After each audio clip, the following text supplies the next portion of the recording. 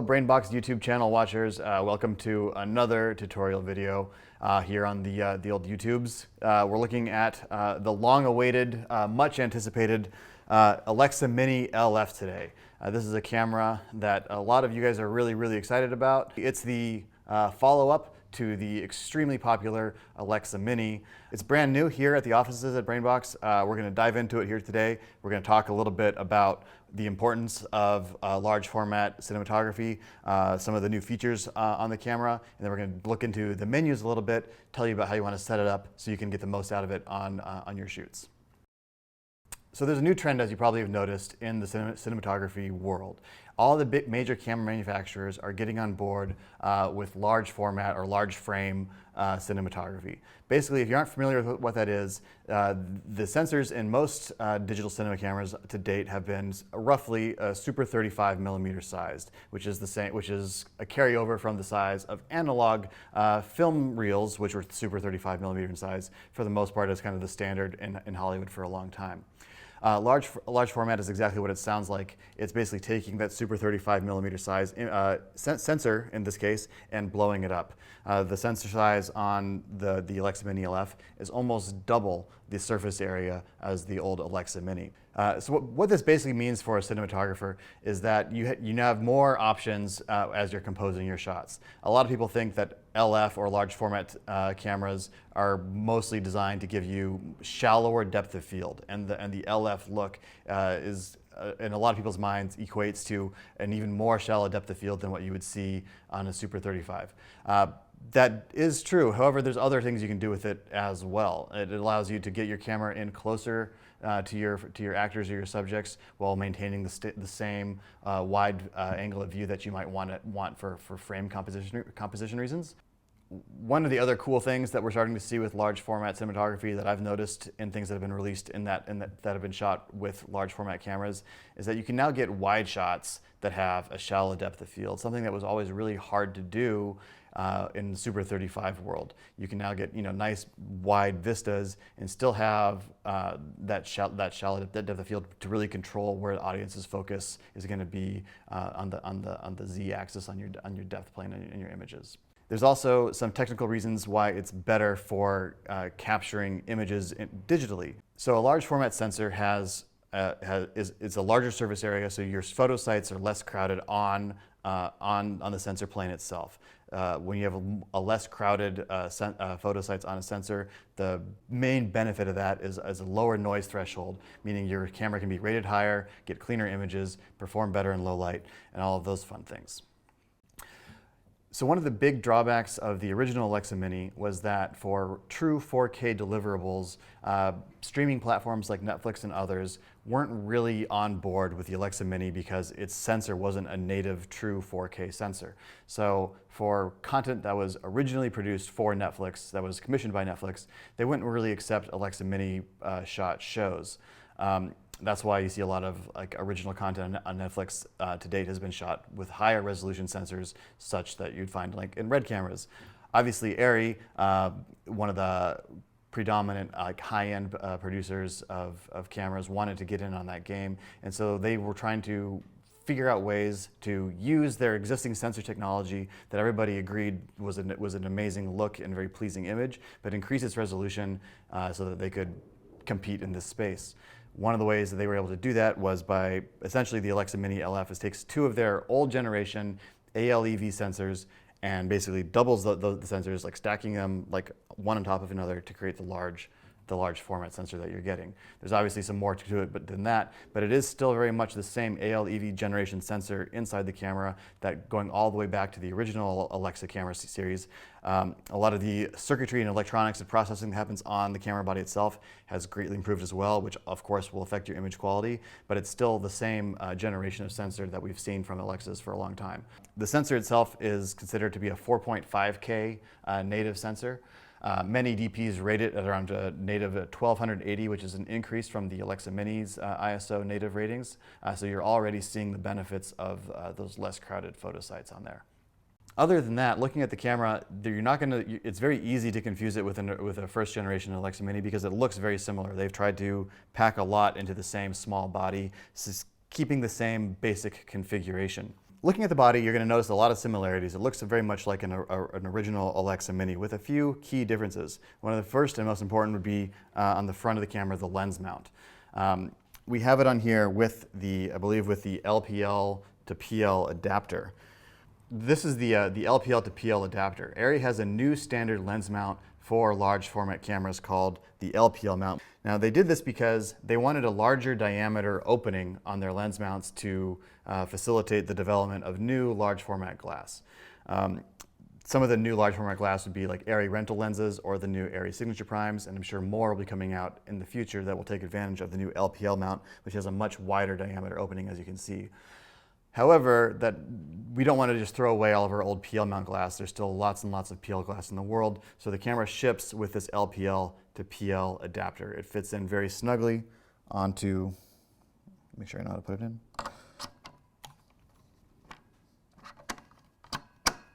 It fits in very snugly here onto the LPL mount, and it's really solid in there. And now you can use all of your PL mount lenses directly on the camera. Now that's not to say that every PL mount lens is compatible with the full image size of the Alexa Mini LF. A lot of glass that was designed for super 35mm film won't necessarily have an image circle that's big enough to cover the large format sensor. There are certain adapters as well in the market that you can utilize. They're basically called expanders, another piece of glass that you can put in front of the PL mount and behind your main lens that will basically take your lens's image circle and blow it up a little bit so that it can cover the full size of the sensor, so you can get the full resolution and benefits of that large format sensor. On the Arri website, they have a great lens compatibility tool that you can use to check a lot of popular lenses that are out there and see how their image circle will cover the sensor on your Alexa Mini LF. It also allows you to create custom frame lines on their tool that you can then export and save to camera for use on set. One question that people that have a lot is like, if you're using a super 35mm lens that doesn't quite cover your sensor, can you do like a window down 4K mode on the LF sensor? And the answer right now is no. Right now there's no window down mode on the sensor that gives you a true native 4K resolution that's within the old super 35mm size window on the LF sensor. Let's talk a little bit about the new media for the Alexa Mini LF. Arri has moved away from the Compact Flash 2.0 standard, and they're now using exclusively new codex compact capture drives. These are 1 terabyte currently. I'm sure larger sizes will come out eventually down the line. 1 terabyte gives you between 40 and 60 minutes of recording time depending on your recording settings. They're relatively affordable, although more expensive than compact flash media. It's very durable and rugged, and they mount onto the camera in the media bay right here on the side. Arri has also said that these are future-proof media. They said all their future cameras are going to use these as well. So that's just a nice bit of reassurance from Arri that your investment in media is not going to go down the drain anytime soon. The quick overview of the rest of the features on the body. There's now 2 antennas for Wi-Fi connectivity, so for more robust signals when you're using external control like a WCU4 or external camera control. On the back, we now have a 6-pin audio port, 2 SDI outs, your sync input for syncing to other cameras or other systems, Ethernet control, power input, and we have it configured with the Arri V-Lock battery plate here, which gives you regulated and unregulated accessory power and DTAP outs on the back as well. So the new codex drives come with a codex USB-C reader. However, they're also compatible with the old codex SXR drives. So if you're working with a post house that has SXR capability from the old Alexa Studios, that comes with an adapter like this, where the codex compact drive will slide into here, and then this adapter will go straight into an SXR deck, which gives you even faster downloading and offloading times than the codex USB-C drive will get you. Arri also has a new compression algorithm called HDE, which is made by Codex and is freely available. This allows a DIT or someone else in the post-production workflow to take Arri raw media recorded with the LF and do an HD compression, which saves you 40% of the disk space, but it does require a computer on the downstream side of the workflow to run that compression. It is a lossless compression, so you're retaining all of the image quality as doing full uncompressed Arri RAW, but you're getting a lot of saved hard drive space downstream on your camera workflow. One of the biggest advancements, I think, on the Mini LF is their new MVF2 viewfinder. It has a really nice 4-inch OLED screen that's very bright and very color accurate. It can be used to flip out to work as an external monitor, while an operator can look in the eyepiece and another, like an AC, can look on the side. It can also be used as just camera control. The viewfinder itself is very rugged and high quality. It has actually a built-in eyepiece heater for working in extreme weather conditions to help defog the eyepiece, and overall is a big improvement over the old lower resolution Alexa Mini viewfinder. The MVF2 is also going to be compatible with future Arri cameras. Again, nice little nod from Arri towards future-proofing your gear. It has a more robust cable connection as well for connecting the MVF2 to the Alexa Mini body. I think they're calling it a coax-E connection. There's no key to it. It just inserts nice and cleanly. Oops, don't knock it over. And it goes in here on the viewfinder as well. It's kind of a new proprietary connector. It's similar to a Limo in that the sleeve will pull back, but also similar to like a B&C. It seems to be pretty rugged and durable so far, and Arri says that its reliability is greater in the field than the old cables.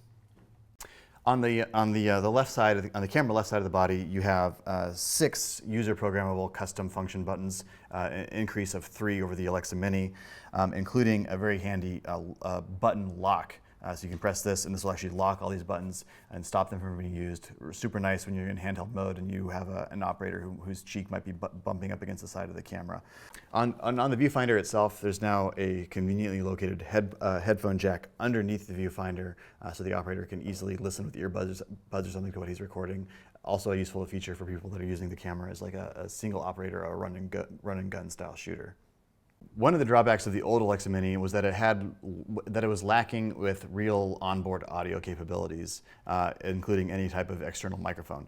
This camera has built-in mics. If you can see here, very tight. There's like 2 little pinholes at the very front of the upper corners of the body. You can barely even notice them, but they are there, and so that's a stereo left and right pinhole mic that's always recording to give you a nice scratch track at all times, which will be a great benefit to a lot of shooters.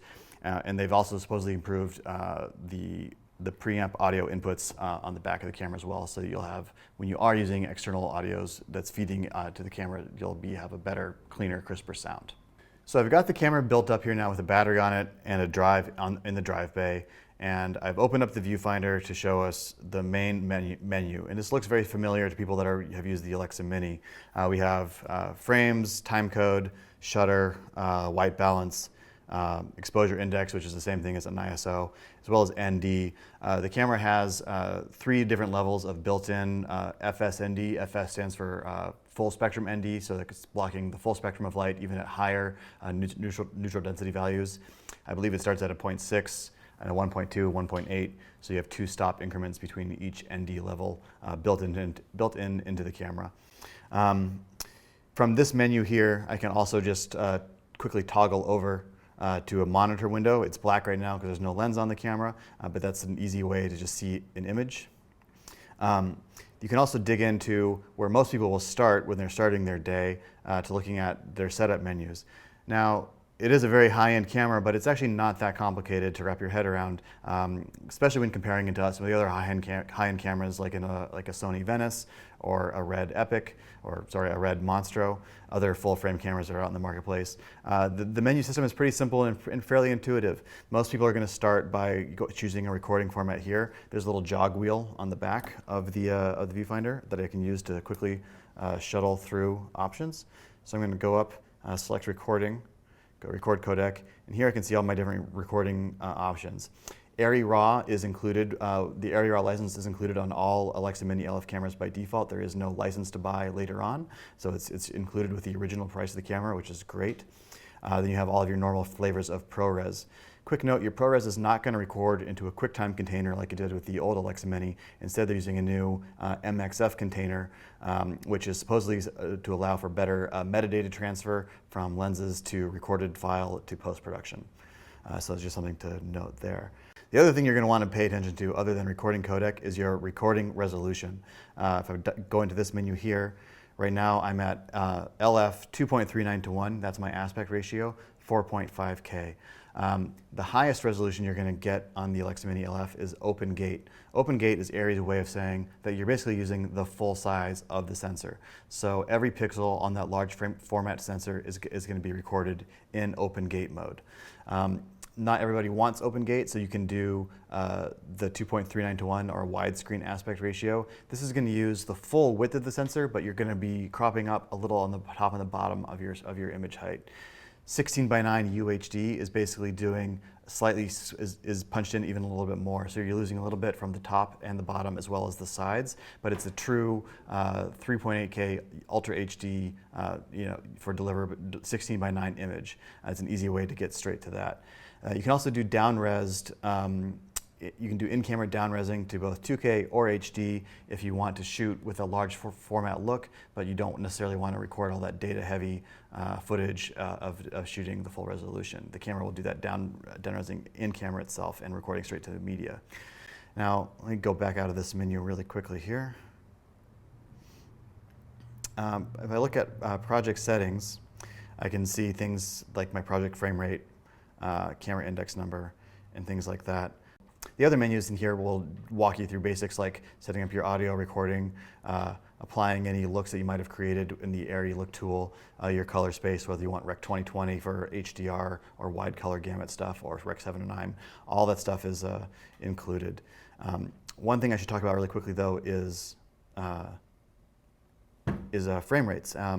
Frame rates are a bit tricky with Alexa Mini LF because it doesn't have the same frame rate capabilities as its big brother, the Alexa LF Studio. The Alexa LF Studio, I believe, can go up to 90 frames a second. Oh no, sorry, I think it actually goes up to 150 frames per second in its full frame open gate mode. The Alexa Mini, however, can't quite process that much data, and it's capped, I believe, at 60 frames a second in Arri raw open gate mode. And if you're down-resing to 2K or HD, you can punch it up to, I believe, 90 frames per second is where it tops out. So not important for everybody, but for some filmmakers that really rely on high frame rate stuff, there will be some limitations on the Alexa Mini LF compared to the larger Alexa LF Studio. And you can see here in the frame rate menu that it's topping out right now with my current settings at 60. The 90 option is grayed out because I'm still trying to shoot a 4K mode. All right, guys, well, that really wraps it up. That should give you a quick little Alexa Mini LF in a nutshell overview and hopefully give you enough information so you can pick this camera up and be prepared to start learning more about it yourself. We did kind of quickly talk about some of those menu options. There is more to know about this camera. It's a very, very full-featured camera, and it's being used on lots of high-end both film and television productions all over the world right now. So if you're curious about full-frame cinematography, if you really like the look of Arri cameras, feel free to give us a call. You can come by and check it out, do some tests. We also offer the full-frame competitors to the Alexa Mini LF, mainly the Sony Venice, as well as the Red Monstro. I'm really hoping in a future video from Brainbox we can do a side-by-side shootout between those three cameras so we can really evaluate the three top dogs of full-frame cinematography and see how they stack up against each other. So look for that coming soon, hopefully. And again, thanks for watching. We really appreciate it, and we'll catch you in the next video.